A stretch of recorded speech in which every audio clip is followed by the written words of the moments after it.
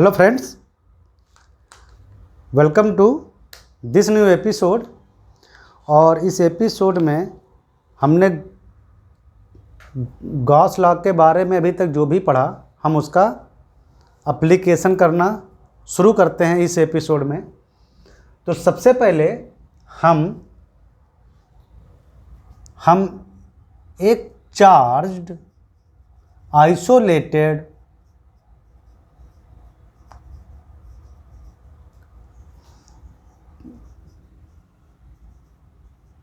Conductor, एक charge isolated conductor को हम देखते हैं लेकर कि उसमें इलेक्ट्रिक फील्ड और चार्ज का डिस्ट्रीब्यूशन कैसे होता है। ठीक है, चार्ज आइसोलेटेड कंडक्टर। देखो, आइसोलेटेड का मतलब है कि जो चार्ज है उस कंडक्टर पर, मान लो कंडक्टर इस शेप का है। कंडक्टर समझ रहे हैं ना, जैसे मेटल का बना हुआ एक रॉड या मेटल का बना हुआ कोई एक टुकड़ा जो चार्ज है, वो कंडक्टर है और ये चार्ज्ड है। तो चार्ज कंडक्टर और आइसोलेटेड का मतलब है कि इस पर जो चार्ज है वो केवल इसी कंडक्टर में है। मतलब इससे चार्ज किसी इन्वायरमेंट या दूसरे कंडक्टर में कह सकते हो ना, वो तो वो चार्ज इन्वायरमेंट में जा रहा है, ना तो वो चार्ज किसी इससे कनेक्टेड दूसरे कंडक्टर में जा रहा है। कुल मिला के जो चार्ज है वो इसी कंडक्टर में है। ठीक है, तो इसका मतलब है आइसोलेटेड है। ये एक कंडक्टर है, एक मेटल का बना हुआ एक टुकड़ा कह सकते हो, जो कि चार्ज है और आइसोलेटेड है। ठीक है, इस पर जो चार्ज जो होगा ना Q, मान लो इस पर कोई चार्ज Q है, तो वो चार्ज हमेशा कंडक्टर के सरफेस पे पाया जाएगा। हमेशा वो चार्ज कंडक्टर के सरफेस पर पाया जाएगा। और ये वो चार्ज कंडक्टर के अंदर नहीं रहता है। कंडक्टर, याद रखना, कंडक्टर के अंदर नहीं रहता है, वो चार्ज कंडक्टर के सरफेस पर आ जाता है। समझ में आया? ये चीज़ हम आपको बहुत पहले भी बता चुके हैं कि अगर किसी कंडक्टर को चार्ज दिया जाता है तो वो जो चार्ज दिया जाता है तो सिमिलर चार्ज एक दूसरे पर रिपल्सिव फोर्स लगाते हैं और एक दूसरे से दूर हटने का प्रयास करते हैं। कंडक्टर में जो इलेक्ट्रॉन का मोशन होता है वो बहुत इजी होता है, उसके चलते जो चार्ज है वो एक दूसरे को रिपल्सिव कर फोर्स लगाता हुआ, है ना, इलेक्ट्रॉन्स एक दूसरे से दूर जाते रहते हैं और उसके चलते सारा चार्ज दूर होते होते धीरे धीरे सरफेस पर आ जाता है। चाहे वो पॉजिटिव चार्ज हो चाहे नेगेटिव चार्ज हो, हमने आपको ये बहुत अच्छे से पहले समझाया था। अब यही चीज़ यहाँ पर हम देखेंगे गॉस लॉ लगा के कि क्या चार्ज देने पर वो चार्ज कंडक्टर के अंदर कहीं रह सकता है। अगर हम इसको चार्ज दें, इस कंडक्टर को, आइसोलेटेड कंडक्टर को, तो क्या वो चार्ज इस कंडक्टर के इंटीरियर में यानी उसके अंदर कहीं रह सकता है? ये हम गॉस लॉ लगाकर चेक करते हैं। तो मान लो कि हमने जो चार्ज जो दिया वो कंडक्टर के अंदर इस वॉल्यूम में, या कह लो या बंद गॉसियन सरफेस एक ले लो, तो उसके अंदर मान लो कि ये चार्ज हमारा है। हमने जो चार्ज दिया वो सरफेस पे नहीं आया, वो चार्ज कंडक्टर के अंदर कहीं रिसाइड कर गया, कहीं रह गया। ठीक है, कंडक्टर के अंदर कहीं रह गया, हम ऐसा मान लेते हैं। तो ये उसका एक गॉसियन सरफेस हो गया, मतलब उस चार्ज को इनक्लोज्ड एक करने वाला एक सरफेस। ये गॉसियन सरफेस है जो चार्ज को इनक्लोज्ड किए हुए है। अगर ये गॉसियन सरफेस इस चार्ज को इनक्लोज्ड किए हुए है तो यहाँ पर मान लो इस सरफेस पर किसी भी पॉइंट पर इलेक्ट्रिक फील्ड जनरेट करेगा, तो इस गॉसियन सरफेस से होकर पास होने वाला नेट इलेक्ट्रिक फ्लक्स होगा इस गॉसियन सरफेस से इनक्लोज्ड, कह सकते हो इलेक्ट्रिक फ्लक्स, तो इलेक्ट्रिक फील्ड इस पॉइंट पे, और वो होगा Q enclosed by epsilon not. तो Q इनक्लोज्ड Q है तो इसका मतलब इस पॉइंट पर कोई ना कोई इलेक्ट्रिक फील्ड जरूर होगा, क्योंकि यहाँ हमने माना है कि Q इस गॉसियन सरफेस के अंदर है। अगर इलेक्ट्रिक फील्ड इस कंडक्टर के अंदर इस गॉसियन सरफेस पर अगर है तो ये इलेक्ट्रिक फील्ड जो होता है वो क्या करता है, इलेक्ट्रिक फील्ड चार्ज पार्टिकल पर फोर्स लगाता है। कंडक्टर्स जो होते हैं, कंडक्टर्स में फ्री इलेक्ट्रॉन खूब पाए जाते हैं, तो ये जो इलेक्ट्रिक फील्ड होगा वो इलेक्ट्रॉनों पर फोर्स लगाएगा, जिससे क्या होगा कि इलेक्ट्रॉन मूव करेंगे।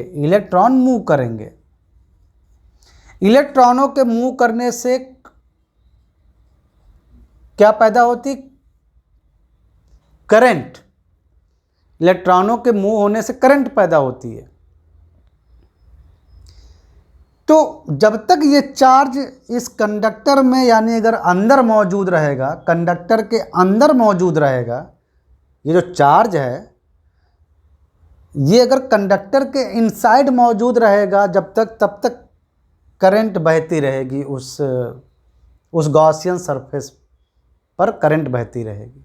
भाई ये इलेक्ट्रिक फील्ड है तो ये करंट जनरेट करेगी, करंट बहेगी। लेकिन बाय एक्सपेरिमेंट हमने ऐसी कोई करंट नहीं देखी है।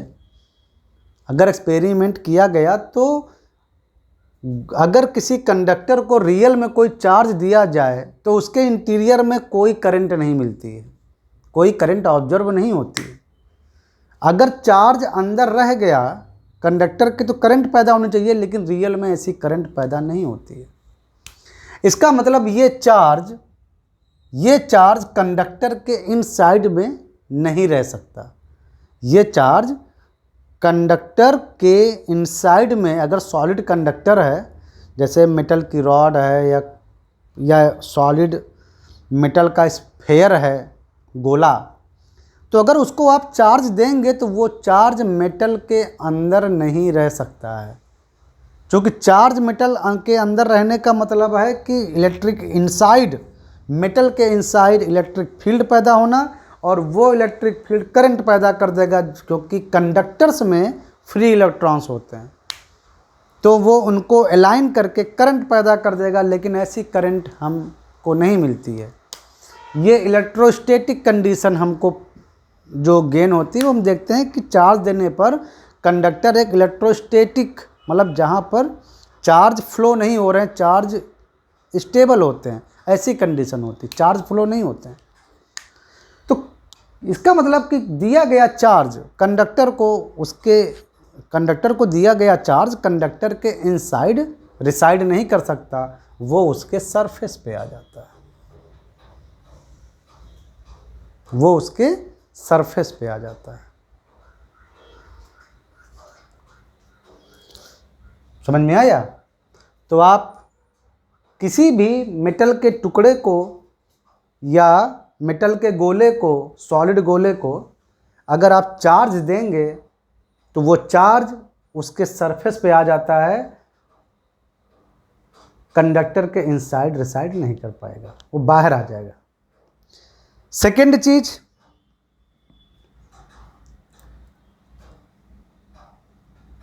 अब देखते हैं कि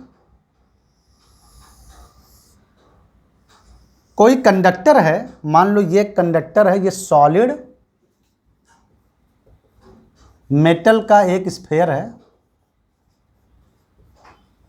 ओके, या मतलब मैंने सॉलिड मेटल स्फेयर लिया, आप कैसा भी एक मेटल का टुकड़ा ले सकते हैं, मतलब एक कंडक्टर आइसोलेटेड कर दीजिए, यानी जो आप चार्ज दें उस मेटल को वो कहीं जाना नहीं चाहिए, वहीं रहना चाहिए, उसी गोले में रहना चाहिए, ठीक है।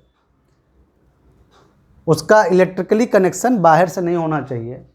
तो सॉलिड मेटल स्फेयर हमने लिया और उस मेटल के इन साइड्स पर हमने एक कैविटी बना दी, यानी ऊपर से दिखने में तो सॉलिड है लेकिन उसके अंदर खोखला है। यहाँ से ये जो मेटल सॉलिड मेटल स्फेयर है, इसके अंदर एक छोटा सा स्फेयर जो आल रेडियस का है वो हमने निकाल कर फेंक दिया, यानी ये एक तरह से कैविटी हो गई। मतलब तो बाकी जो रिमेनिंग जो मेटल स्फेयर है या कह सकते हो कंडक्टर है आइसोलेटेड, वो सॉलिड है। तो हमने एक कंडक्टर, एक आइसोलेटेड कंडक्टर में एक कैविटी बना दी। कुल मिला के कहने का मतलब ये है। और हमने यहाँ पर हमने यहाँ इस स्फेयर के इन साइड में एक चार्ज डाल दिया Q। तो अब क्या होगा, क्या ये चार्ज इस कैविटी में आएगा? क्या ये जो चार्ज है Q, क्या इस कैविटी में आ सकता है? कैविटी में आ सकता है। क्या कैविटी की जो वॉल्स हैं, क्या वहाँ पर चार्ज आ सकता है कि चार्ज वापस अंदर कैविटी और अंदर का मटेरियल छोड़ के वापस ये चार्ज बाहर आ जाएगा सरफेस पर? पूरा जो ये कंडक्टर है उसके सरफेस पर आ जाएगा कि कुछ चार्ज उस खाली जगह कैविटी में भी जा सकता है। तो ज़रा इसको ज़रा चेक करते हैं। तो देखो ये कैविटी है, हम उस कैविटी को इनक्लोज करते हुए एक सरफेस बना देते हैं।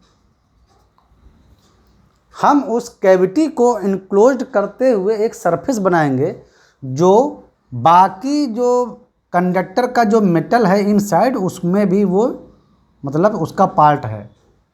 मतलब मेटल से गुजरता हुआ एक इनक्लोज्ड सरफेस बनाते हैं कैविटी के चारों ओर, जो कैविटी को ढक ले। जैसे कैविटी अगर स्फेरिकल है तो हम उसके चारों ओर एक स्फेरिकल इमेजिनरी एक गॉसियन सरफेस बनाते हैं।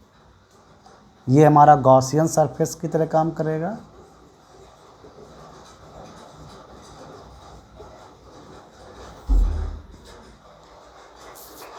ठीक है। कैविटी को अगर आप भूल जाएं या कैविटी के बारे में आप बाद में सोचें, पहले इस जगह के बारे में सोचिए जहाँ पर हमने गॉसियन सरफेस बनाया है, जो ये मेटल के अंदर सरफेस है लेकिन ये इसके अंदर कैविटी है। हमको पता करना है कि क्या इस कैविटी में जो हमने इस पूरे सॉलिड मेटल स्फेयर को या कंडक्टर को कह सकते हो, कंडक्टर को जो हमने चार्ज दिया, क्या उस चार्ज का कुछ पार्ट इस कैविटी के अंदर रह गया? तो देखते हैं। अभी हमने देखा कि जब हम किसी कंडक्टर को चार्ज देते हैं तो वो कंडक्टर इलेक्ट्रोस्टैटिक कंडीशन में होता है और उस कंडक्टर के मटेरियल में कहीं भी हमको करंट नहीं मिलती है, कहीं भी हमको करंट नहीं मिलती है इनसाइड। मतलब उस कंडक्टर का जहाँ तक मैटर है, जहाँ तक अंदर उस कंडक्टर का मटेरियल है या मेटल है, वहाँ पर इलेक्ट्रिक फील्ड हमको 0 मिला था। यानी अगर इस सरफेस पर देखो तो इस सरफेस पर हर जगह इलेक्ट्रिक फील्ड आपको 0 मिलेगा, क्योंकि अगर 0 नहीं होगा तो यहाँ जो गॉसियन सरफेस है, वो जो गॉसियन सरफेस है अगर गॉसियन सरफेस हम और बड़ा ले लेते, इतना बड़ा ले लेते, तो यहाँ हमको करंट मिलता, अंदर इलेक्ट्रिक फील्ड मिलता, लेकिन हमने देखा कि अंदर कोई इलेक्ट्रिक फील्ड हमको नहीं मिलता है। उसके अंदर कोई इलेक्ट्रिक फील्ड मैटर के अंदर नहीं मिलता है, क्योंकि अगर इलेक्ट्रिक फील्ड मिलता तो वहाँ करंट बहने लगती। तो आइसोलेटेड कंडक्टर अगर वो चार्ज है तो उसके इनसाइड कोई चार्ज नहीं रहता है, तो कोई इलेक्ट्रिक फील्ड भी नहीं रहता है। तो अगर यहाँ कोई इलेक्ट्रिक फील्ड नहीं है तो इसका मतलब इस गॉसियन सरफेस से इनक्लोज्ड, इस गॉसियन सरफेस से इनक्लोज्ड अगर कोई इलेक्ट्रिक फ्लक्स है तो वो भी जीरो होगा, क्योंकि इलेक्ट्रिक फील्ड जीरो। और ये जीरो का मतलब है कि Q enclosed by epsilon not भी जीरो होगा, यानी Q इनक्लोज्ड जीरो होगा, यानी इस गॉसियन सरफेस के इनसाइड कोई चार्ज रिसाइड नहीं करेगा। अगर इस गॉसियन सरफेस के इनसाइड कोई चार्ज नहीं है तो इसके अंदर जो कैविटी है उस पर भी कोई चार्ज नहीं रहेगा। भाई जब इस गॉसियन सरफेस के अंदर जब चार्ज ही नहीं है तो कैविटी तो उसी गॉसियन सरफेस के अंदर हमने मानी है, तो यानी उस एरिया में, उस वॉल्यूम में कोई चार्ज ही नहीं है। जब चार्ज नहीं है तो इसका मतलब कैविटी में कोई चार्ज नहीं है, कैविटी में कोई चार्ज नहीं है, ना कैविटी की वॉल पर कोई चार्ज होगा। कैविटी के ना तो इनसाइड कोई ऐसे रखा हुआ चार्ज होगा, चार्ज तो मैटर के साथ जुड़ा होता है। तो एक तरह से कह सकते हो कि कैविटी की वॉल पर कोई चार्ज नहीं मिलेगा हमको, क्योंकि कैविटी को इनक्लोज करने वाला जो गॉसियन सरफेस है वो कोई चार्ज इनक्लोज करेगा ही नहीं, क्योंकि उस गॉसियन सरफेस के अंदर जो मैटर है उसमें इलेक्ट्रिक फील्ड जीरो है, उसमें इलेक्ट्रिक फील्ड जीरो है। क्योंकि अगर वो जीरो ना होता इलेक्ट्रिक फील्ड तो वहाँ जो फ्री इलेक्ट्रॉन है कंडक्टर के, वो मोशन करने लगते, और वो मोशन करते तो मैटर, वही कंडक्टर के इंटीरियर मैटर में हमको मिलती इलेक्ट्रिक करंट, जो कि एक्सपेरिमेंटली हमको नहीं मिलती है। ये प्योरली इलेक्ट्रोस्टैटिक कंडीशन होती है। तो इसका मतलब जो भी आप Q चार्ज देंगे वो चार्ज वापस सरफेस पे आ जाएगा, वो चार्ज वापस सरफेस से आएगा, कैविटी से उसका कोई लेना देना नहीं होगा। तो कुल मिला के दोनों कंडीशन से हमको ये पता चला कि अगर आपने किसी आइसोलेटेड कंडक्टर में चार्ज दिया, चाहे आप इसके यहाँ पर चार्ज दें, मतलब बाहर चार्ज दें, और चाहे उसके इनसाइड कहीं वायर लगा के चार्ज दें, वो चार्ज लौट के आएगा और सरफेस पर फैल जाएगा। वो चार्ज इंटीरियर से निकल के बाहर आ जाएगा और सरफेस पर फैल जाएगा। और चूँकि इंटीरियर में कोई चार्ज नहीं बचता है तो आइसोलेटेड कंडक्टर चाहे उसका शेप स्फेरिकल हो, सॉलिड हो, चाहे तिकोना हो, चाहे कैसा भी हो, चाहे एक प्लेट टाइप की हो, मतलब उस मैटर के जो इनसाइड, मतलब आइसोलेटेड जो कंडक्टर है अगर उसको आपने चार्ज दिया तो सरफेस के इनसाइड यानी मेटल में इलेक्ट्रिक फील्ड आपको जीरो मिलेगा। ये बात आप अच्छे से याद रखिए और सारा चार्ज सरफेस पे आ जाएगा। ठीक है, तो ये था बेसिक कॉन्सेप्ट कि चार्ज आइसोलेटेड कंडक्टर, अगर कोई आइसोलेटेड कंडक्टर है और उस पर चार्ज, उसको चार्ज दिया जाए तो वो चार्ज कहाँ जाता है, वो चार्ज सरफेस पे आ जाता है, वो चार्ज सरफेस पे आ जाता है और कंडक्टर के इनसाइड इलेक्ट्रिक फील्ड हमेशा जीरो मिलेगा। चलो मिलते हैं नेक्स्ट एपिसोड में।